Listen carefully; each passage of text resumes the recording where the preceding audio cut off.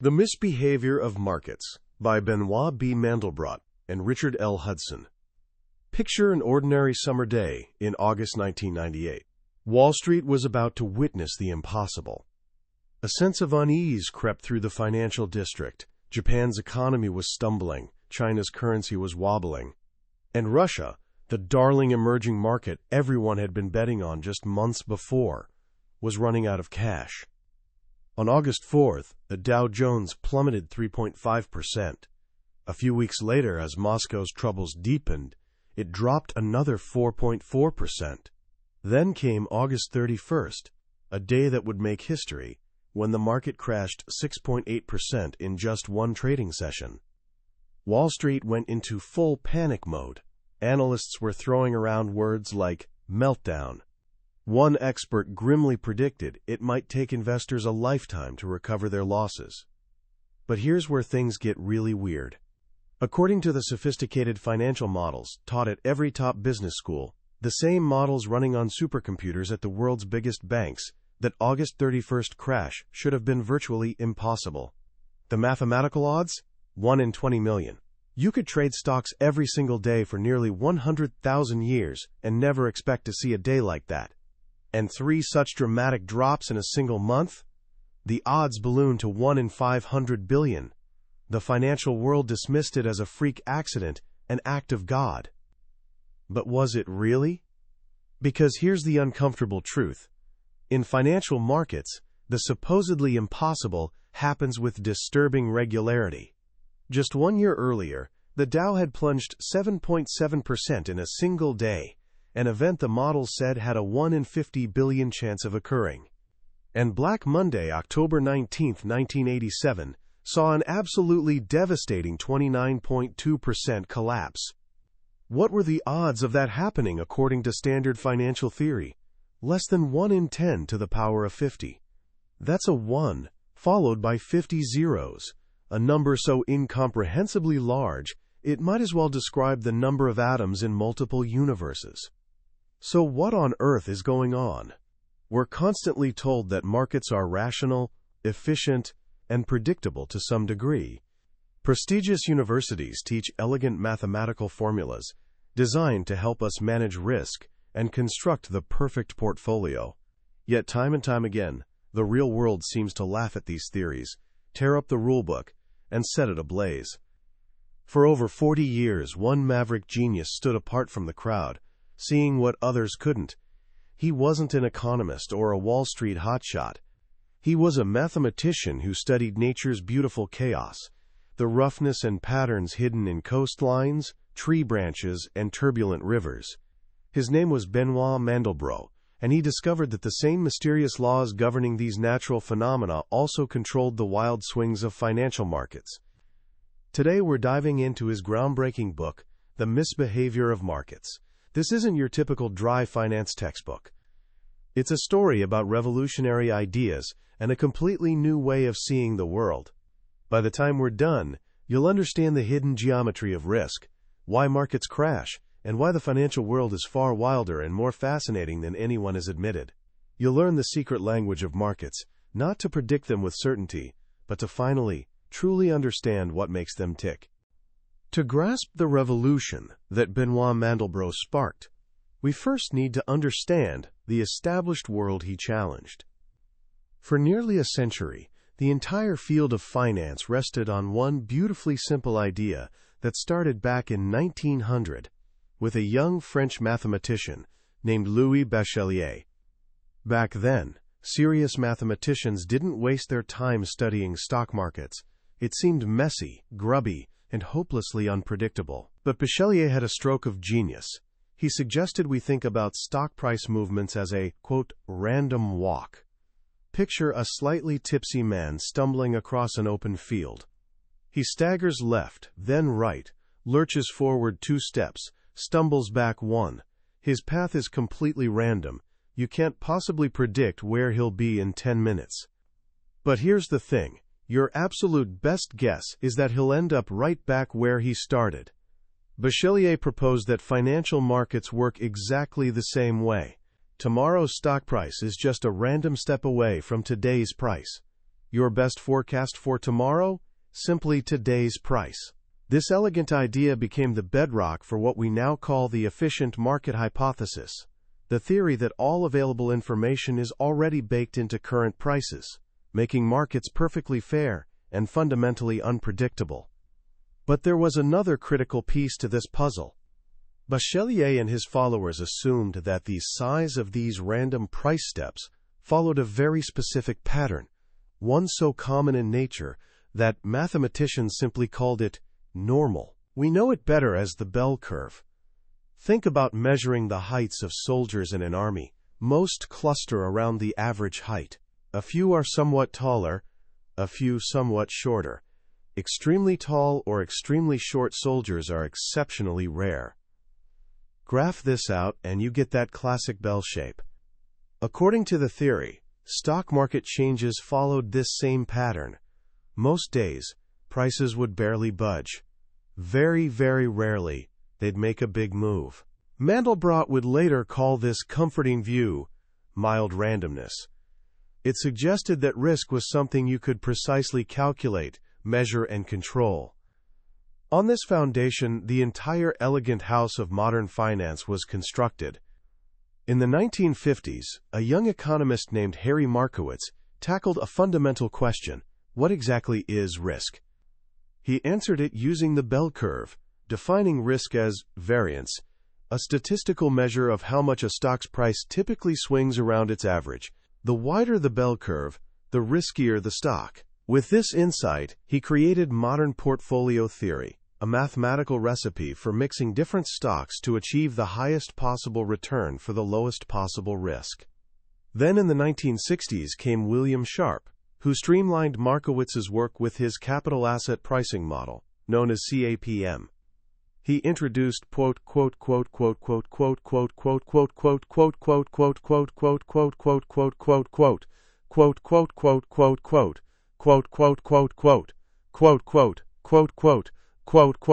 the how much a particular stock tends to move relative to the entire market. With beta, you could calculate exactly what return you deserved for accepting a certain level of risk.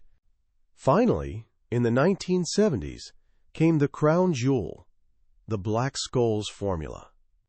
Fisher-Black and Myron-Scholes created a brilliant equation that could put a precise price tag on risk itself.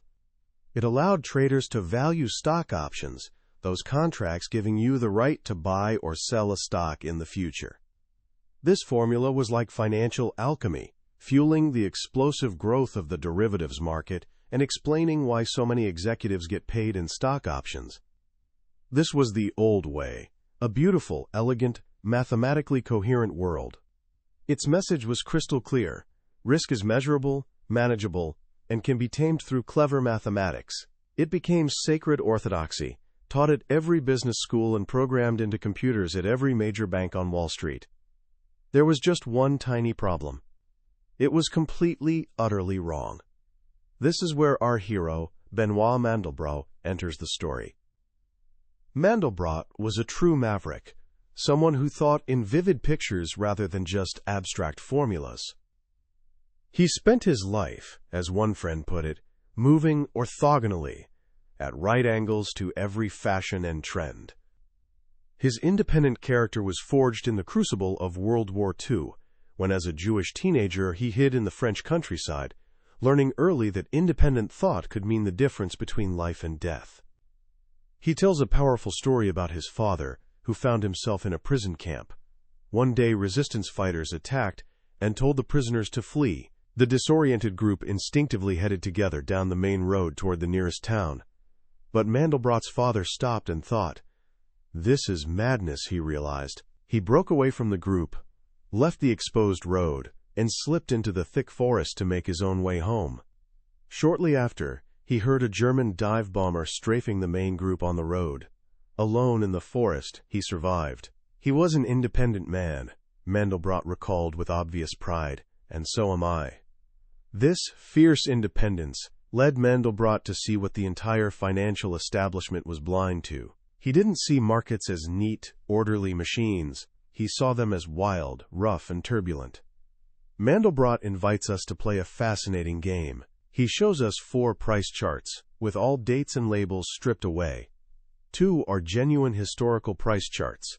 2 are clever fakes generated by computers. The challenge: can you spot the forgeries? At first glance, they all look remarkably similar. They wiggle up and down with peaks and valleys. But then he shows us another set of charts displaying not the prices themselves, but the changes in price from one moment to the next.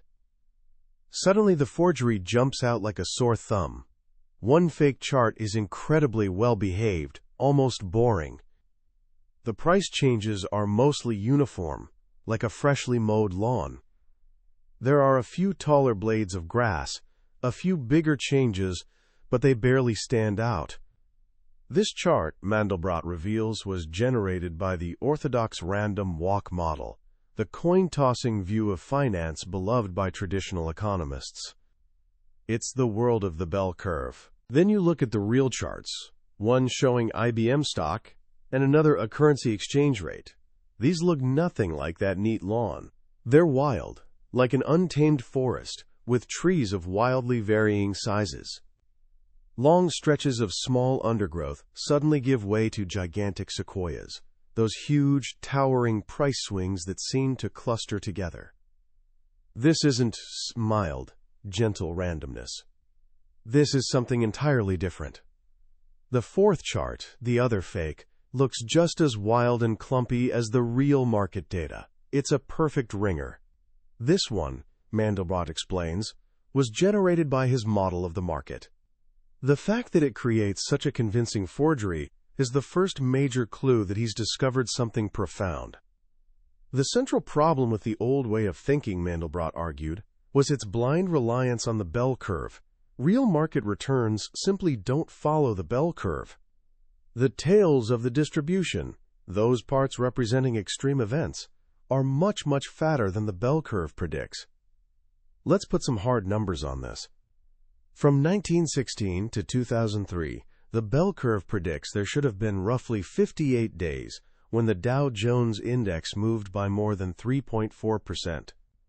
In reality, there were 1,001 such days. The theory predicts 6 days of swings greater than 4.5%. Reality delivered 366. And those dramatic swings exceeding 7%? According to theory, that should happen about once every 300,000 years. During the 20th century alone, it happened 48 times. The standard theory simply fails catastrophically to account for the wildness of the real world. Instead of a bell curve, Mandelbrot discovered that price changes often follow something called a, quote, power law. This revelation came from solving the mystery of cotton prices. In 1961, while visiting a professor at Harvard, Mandelbrot noticed a strange diagram on a blackboard. It looked almost identical to a chart he'd been working on, describing how income distributes across a society. Curious, he asked what it was. "That's not income," the professor said with frustration. "That's cotton prices. They make absolutely no sense. The volatility keeps changing unpredictably. It's a complete mess." Mandelbrot was instantly hooked. Why would the distribution of wealth in society follow the same mathematical pattern as price fluctuations in cotton? He dove deep into the data and found that both phenomena followed a power law discovered a century earlier by Italian economist Vilfredo Pareto. Pareto's law describes how a tiny percentage of people control a massive proportion of wealth. We often call it the 80/20ths rule, though the exact numbers vary. In this world, the super-rich aren't just a little wealthier than the merely rich. They're orders of magnitude wealthier. It's a world defined by extreme inequality, where the extremes dominate everything. Mandelbrot realized financial markets operate exactly the same way. Price changes aren't all small and uniform like grains of sand. They're a chaotic mixture of sand, pebbles, rocks, and massive boulders. A few gigantic price moves, those massive boulders, can have greater impact than millions of tiny fluctuations combined. This is the world of wild randomness, and it's the first of 2 major effects Mandelbrot identified, which he calls the Noah effect. Think about the biblical story of Noah and the Great Flood. The flood wasn't just a bit of extra rain. It was a catastrophic, discontinuous event that changed everything in an instant. Market crashes work the same way. They're not just large deviations from the average. They're qualitative breaks with the entire past. The standard financial models, with their gentle bell curves, completely exclude the possibility of a Noah-style flood. But in the real world, these floods arrive regularly. This discovery alone was revolutionary. It meant that risk had been systematically and dangerously underestimated by the entire financial industry for decades. But Mandelbrot soon realized there was another crucial piece of this puzzle, another form of wildness that standard models completely missed. This insight came from an unlikely source, the ancient flooding patterns of the Nile River. For centuries, hydrologists struggled to predict the Nile's floods. They knew there were wet years and dry years, but couldn't find any predictable cycle. In the early 20th century, a brilliant British engineer working in Egypt named Harold Hurst spent 60 years studying the river. He was tasked with designing a dam capable of storing enough water to survive the longest possible drought. Conventional wisdom, based on the same random walk idea used in finance, suggested that a wet year should be followed by a dry year just as often as by another wet one. Runs of consistently wet or dry years should be rare and short-lived. But Hurst discovered something strange in ancient records of the Nile's floods. The runs were far longer than pure chance would suggest. Wet years persistently followed other wet years, and dry years clustered together. The river seemed to have a kind of memory. A wet year today was somehow mysteriously connected to a wet year from a decade earlier. When Mandelbrot learned of Hurst's work, he had a flash of insight. This was exactly the same pattern he was seeing in financial data. Price changes aren't independent events. Today's volatility isn't disconnected from yesterday's or last week's. This led to his second great discovery, which he called the Joseph effect. Remember the biblical story of Joseph, who interpreted Pharaoh's dream of 7 fat cows followed by 7 lean cows as prophecy. 7 years of abundance would be followed by 7 years of famine. This wasn't random fluctuation. It was a long, persistent trend with memory. The Joseph effect describes the market's tendency for trends, and especially volatility, to cluster together. You can see it clearly in price charts. Periods of wild, high volatility are followed by more high volatility. Quiet, calm periods breed more calm. There's a long-term memory connecting the past to the present. The market isn't a memoryless game of coin tosses. It remembers. What happened last year, or even a decade ago, still sends ripples affecting today's market. Now we have Mandelbrot's 2 great heresies, 2 forms of wildness that define his revolutionary view of markets. The Noah effect, the tendency for prices to make sudden, dramatic, discontinuous jumps. And the Joseph effect, the tendency for trends and volatility to persist stubbornly over long periods. One describes discontinuity, the other long-term dependence. For years, Mandelbrot saw these as 2 separate but complementary ideas. But then, drawing on his groundbreaking work in the physics of turbulence, he found a way to unite them into a single, powerful theory. He called it the multifractal model. This represents Mandelbrot at his absolute most brilliant, and the idea is both subtle and beautiful. He realized that the key to understanding markets was to stop thinking about time as a constant, linear progression, like a clock ticking steadily forward. Instead, he proposed that markets operate on their own unique trading time. Imagine you're watching a movie of market activity. During periods of frantic action, when prices are flying wildly and breaking news floods in, trading time speeds up dramatically.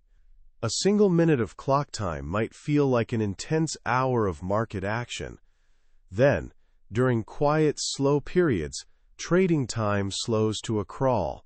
An hour of clock time might feel like only a brief minute of market time. Time itself becomes fractal, It stretches and compresses like an accordion. This warping of time is the engine driving everything else. In Mandelbrot's model, two processes work together in harmony. First, there's a process that bends and folds rigid clock time into this uneven, multifractal trading time. Second, there's a more familiar process, similar to simple Brownian motion, generating price changes, but it does so within this warped, stretched trading time. The result is a perfect forgery of a real market. The stretching of time creates the Joseph effect, those long periods of high or low volatility. When trading time races forward, you get a cluster of large price changes packed together. When it crawls, you get a cluster of small ones. The combination of both processes generates the Noah effect, those sudden, discontinuous jumps. A small step in the simple price-generating process can become a giant leap in the real market if it happens during a moment when trading time is stretched to its maximum intensity. This is the grand synthesis, the beautiful unification. It explains both the fat tails and the long memory. It shows that markets aren't just simple random walks, nor are they simple trending systems. They're complex dynamic systems whose very fabric, time itself, is constantly shifting and morphing. This revolutionary view leads to what Mandelbrot calls his 10 heresies of finance, a direct assault on the old orthodoxy. First, markets are turbulent. They're not gentle, predictable machines, but wild, churning systems full of eddies and cascades, just like a raging river in flood. Second, markets are far, far riskier than standard theories imagine. The possibility of financial ruin isn't some 1 in a billion theoretical chance. It's a very real and present danger that the bell curve's comforting curves blind us to completely. Third, market timing matters enormously. Big gains and devastating losses aren't spread evenly across time. They're concentrated in a tiny fraction of trading days. Missing just a handful of the best days can destroy your returns, and being present for a few of the worst days can do exactly the same damage. Fourth, prices often leap rather than glide. They are discontinuous, jumping across gaps. This adds a dangerous layer of risk that models assuming smooth, continuous change simply cannot account for. Fifth, in markets, time is flexible and elastic. This is the core of the multifractal insight. Trading time is fundamentally different from clock time. Sixth, markets in all places and ages work remarkably alike. Whether you're looking at cotton prices in the 19th century or currency fluctuations in the 21 stone, the underlying fractal patterns of price variation are strikingly consistent. The machinery is essentially the same. Seventh, markets are inherently uncertain, and bubbles are inevitable. The scaling nature of markets means we can never be certain whether a trend represents real, sustainable change or just a temporary bubble about to burst spectacularly. This uncertainty isn't a flaw in the market, it's a fundamental feature of its character. Eighth, markets are deeply deceptive. Our brains evolved to detect patterns, and the long memory of the Joseph effect creates phantom trends and illusory cycles that fool us into thinking we can predict the future. These seductive patterns are fool's gold. Ninth, forecasting prices may be hopeless, but you can estimate the odds of future volatility. While you can't predict whether the market will rise or fall, the clustering of volatility means that if the market is wild today, it's likely to remain wild tomorrow. You can't predict the price, but you can predict the weather. And finally, the 10th and perhaps most philosophically profound heresy. In financial markets, the idea of value has limited value. We desperately want to believe in a true, intrinsic value for every stock or asset. But in a turbulent market, prices are driven by price differences, by arbitrage opportunities, by the chaotic interplay of millions of actors with vastly different time horizons and motivations. The price isn't a reflection of some hidden, solid, platonic value. The price is simply the price. This is the world according to Benoit Mandelbrot. It's a world stripped of the comforting certainties promised by old theories. It doesn't offer a crystal ball or a get-rich-quick scheme. In his own frank words, His work will not bring personal wealth, but it offers something far more valuable, a bracing dose of reality. It's a stark warning, a map of a dangerous, turbulent, and ultimately beautiful landscape. It tells us that the great ships of finance have been designed for calm seas, with shockingly little thought given to the hurricanes we know will inevitably arrive. And it calls on us to become better sailors, to respect the ocean's wildness, and to build fundamentally stronger ships. When you finish a book like The Misbehavior of Markets, it feels less like you've simply learned a new theory, and more like you've been given a completely new pair of eyes to see with. Suddenly you start noticing fractals everywhere. You see the turbulence, the wildness, the hidden patterns not just in stock charts on the evening news, but woven throughout the world around you. That, to me, captures the true genius of Benoit Mandelbrot. He did far more than just poke holes in outdated financial theory. He gave us an entirely new language to describe the complexity and roughness of reality itself. For centuries, science tried desperately to smooth over the jagged edges of the world, pretending everything could be reduced to simple, elegant lines, perfect circles, and symmetrical bell curves. Mandelbrot had the courage to look directly at the messiness of nature, at the jagged coastline, the chaotic weather patterns, the turbulent market, and say boldly, no, the mess isn't the error we need to correct. The mess is the reality, and it has its own beautiful hidden logic. What does this mean for us, especially for young people just starting to think seriously about investing, building businesses, or simply understanding how the world works? I think it leaves us with several profound and deeply practical lessons. First, and most importantly, it instills a deep and abiding respect for risk. The orthodox financial world can lull you into a dangerously false sense of security. It hands you numbers like beta and variance, and confidently tells you that you can engineer away your risk through clever diversification. Mandelbrot teaches us that this is a seductive illusion. The real world is a Noah's Ark world where devastating floods happen regularly. The biggest risks are the ones you can't see coming, those one-in-a-million events that the models insist are impossible. So when you build your career, launch your business, or construct your investment portfolio, don't just plan for sunny days and mild weather. Ask yourself the hard question: what's the absolute worst that could happen? Can I survive a biblical flood? Building that margin of safety, that deep resilience, is perhaps the single most important financial decision you can ever make.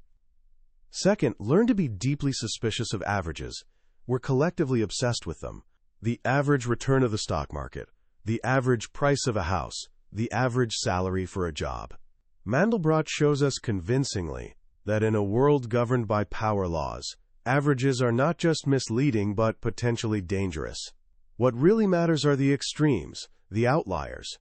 In the market, a tiny handful of days account for the vast majority of gains and losses.